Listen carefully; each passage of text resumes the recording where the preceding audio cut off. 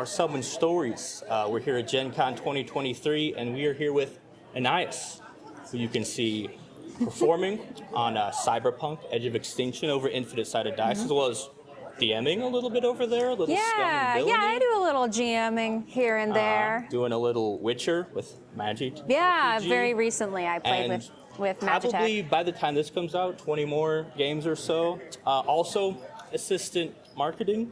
Yeah, I'm on the marketing team for Renegade Studios. So we're gonna get our thoughts on all sorts of stuff. Yeah. Rachel. Okay. All right. So it's 2 a.m. We're out in the woods. The ritual's about to begin. Okay. We're summoning you. Okay. What 3 items do we place around this circle to summon your presence? That's a really good question. I would say probably a cup of black coffee. Nice.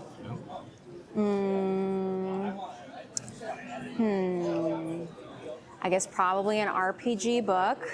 Okay. And then a bottle of ADHD meds. Yes. That's me. That's how you get the essence of Nice. Yeah. Awesome. Okay. What else we got? Cool. When did you know you wanted to be a professional in the TTRPG industry? Yeah, it's actually kind of funny.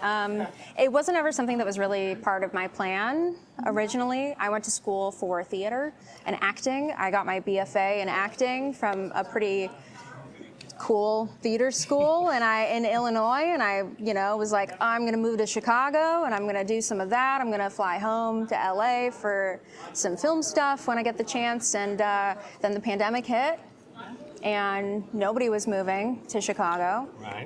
And nobody was moving ever, and nobody was getting cast in live productions, and no one was signing with agencies. So I moved back home, because my parents are cool and they support me. And I started working at my uncle's game store. So I spent 2 years working at my uncle's game store, and I'd been a fan of TTRPG actual plays since I was probably about 18. So when I started college, and it was always kind of like a pipe dream of like, it'd be so cool. So I'm sitting. It's actually kind of a funny story. I'm sitting and I'm working at my uncle's hobby store, and this guy comes in and he's like, "Oh, do you have any tarot-sized card sleeves or something like that?" And he's wearing a Molly Mock Critical Role shirt. And I make a joke. I'm like, "Oh, you working on a Molly Mock cosplay?" And he's like, "No, that's actually so funny though, because I work for Critical Role." And that was my very good friend Spencer Stark, who designed Alice is Missing, and he worked on Kids on Brooms, and he's the new GM for Candela Obscura. And he introduced me to a ton of people. And I started playtesting, and I met just the most amazing gamers in the space ever. And at the same time, my dad had met John the Wise, who's a great cyberpunk content creator, and he had been talking about wanting to do an actual play, and I knew the people, and I had the chops to do it, to play, and that's when we started. And then I ended up getting this job at Renegade, and it's been going good, and now I guess I'm a games professional. So That's awesome. And now we know Spencer walks around in Molly Mock cosplay? No, he was wearing a Critical Role shirt. Oh, okay. Yeah. For some reason, I had an envision of him in the robe. You said Molly Mock, so I put him in a robe instead of the shirt. He'd look great, I think. So I think you should. No judgment either way. Yeah. Awesome. All right, so you do that, and then you've also branched out. You do like TTRPG TikTok. You do player, DM, marketing. Yes. Everything now. So it went from, this is fun, to actually I will do all of it. Yeah. What are your thoughts on like the different like TikTok TTRPG versus the actual play? What's the stuff you like about each, we'll say? Yeah, that's a great question. I would say TikTok is great because it's a really tight community that isn't afraid to message each other and be friends and be mutuals. I was at a game bar nearby last night, and somebody came up to me and was like, "Hey, we're mutuals on TikTok." And I'm like, "Oh my God, yeah, we are. That's crazy." And people are so nice over there and supportive. Action Play is great because it gives the opportunity for more long form storytelling, which is something that is completely unique to tabletop. in a lot of ways. You're not going to get a lot of 4 to 6 hour episodes, of a TV show, right? Yes. I hope not, or even a movie. So, our episodes are 2.5 hours long, and we're able to kind of like flesh out this world, this beautiful world that Mike Pondsmith made, and play in it in a way. And yeah, I think there's benefits to both, but I think my heart's probably in actual play and that kind of theater background. They get in there. And yeah, I guess I'm a bit of a nerd. Yeah. It happens. You're in good company here. Oh, good. Right. Cool. Well, getting involved in actual play, getting involved in TTRPGs, loving it. What's like a favorite memory that you have from getting involved either as a player or running a game? Hang on. Uh-oh. Is it gonna open? Yeah, just you've played in a lot of games, read a lot of games. What's like that thing? If someone was like wanted to watch you, what's your teaser of like this moment was awesome? Something recently. Something kind of recently. Are we sure? No. Absolutely not. So a recent great memory doing tabletop actual play. It's honestly hard to compete with some of the moments we have in Cyberpunk: Edge of Extinction. My dad is a fantastic game master, and it's very special getting to like share in that with him in that way. And I don't want to spoil too much about the show, but there's a really hard choice one of my characters has to make, and it's just 15 minutes of really just tears at the table. Just a really compelling performance to do as a player, and I think that's very special. So, also I would say I play another character that punched another play character in the face.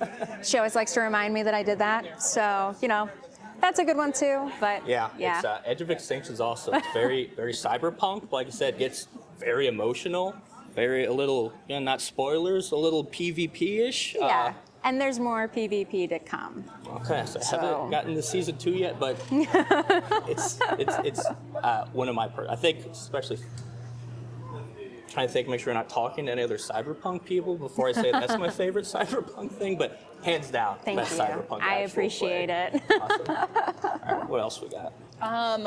Talking about there's more to come. What are you looking forward to in the future of TTRPGs? What's coming up that got you excited? Yeah, just on my end. So for ISD, we're doing season 2. Every other Friday on YouTube, so that's been pretty exciting just as a creator getting to do that. Stuff that's coming out that I'm excited about, the Anais R tonight. We don't know who's going to win right now, but you all know when you're watching this, probably. But yeah, We'll flash any award winner. Yeah, our at Renegade, our RPG producer worked really hard on these amazing character journals that we have for all of our different RPG products, and that was nominated this year. So we're pretty excited about that. I'm pretty excited about it. I think it's cool. And then there's this great book that recently came out that's also nominated for the Ennies. I got to talk to those folks earlier, but the book is called Into the Cess and the Citadel, which is a system agnostic source book, and I recommend it to everybody. That's just like the thing I'm nerding out about right now. Awesome. So, that's why we're here. Yeah. All right. Any future projects you want to share with us, or any ideas for future projects you want to get recorded on video now so you can say, actually, I thought of that first? Yeah. Future projects that are coming out. So obviously, Cyberpunk Edge of Extinction will be out. I'm always on the Renegade social media outlets. I sometimes do unboxing videos, so that's always fun to do. We're doing another Renegade Con in October, so some more long-form content with different content creators, designers, just talking about some of the cool stuff that we're releasing down the pipeline. So that'll be really fun. That's on the Renegade YouTube channel. And I do have ideas. I got lots of ideas for what I want to happen. So sneak peeks, or are you close to the chest right now? I'm gonna keep it close to the chest because I respect that. I don't want to. A little mystery. I want to have a little mystery. There you go. There you go. Yeah. Okay, awesome. So Thank you so much for talking with us. This has been great. where can people find you if they want to check out more of your stuff? Yeah, thanks for having me. course. You can follow me at Anais R Morgan, basically everywhere. That's ANAIS R Morgan, flashing on the screen right now. You gotta learn how to do that. We'll figure it out. We'll do it in post. Yeah, on everywhere. I do some TikToks sometimes. I post pretty regularly on Twitter, X, that one. See what this is in 2 weeks. Yeah. I'm on still around. Infinite Sided Dice. I play characters on there. I do some GMing sometimes.